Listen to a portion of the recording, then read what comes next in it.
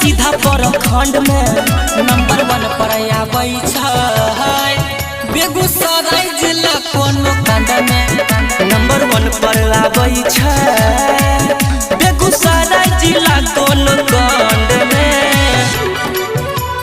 Mix by Ajit अकेला।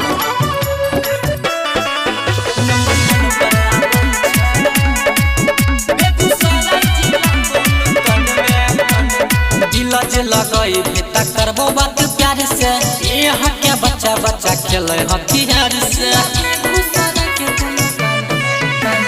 दिल जे लगई भीतर करबो बात प्यार से यहाँ के बच्चा बच्चा खेले हथियार से नम चलै छै पूरा ब्रह्मांड में नंबर 1 पर आबै छै बेगूसराय जिला कोनो कांड में नंबर 1 पर आबै छै बेगूसराय जिला कोनो कांड में।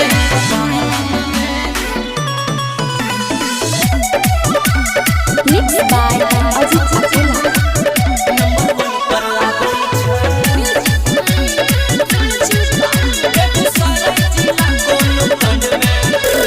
सदरो चलै छै रंगदारी यही धान के पावर बहुत छै बेटा यहाँ के जवान में।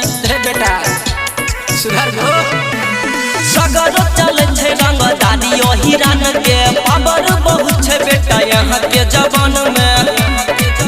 आज भी के मिथले छै रिमांड में किसान कमल से आबै छै जिला बेगूसराय के कोनो कांड में नंबर 1 पर आबै छै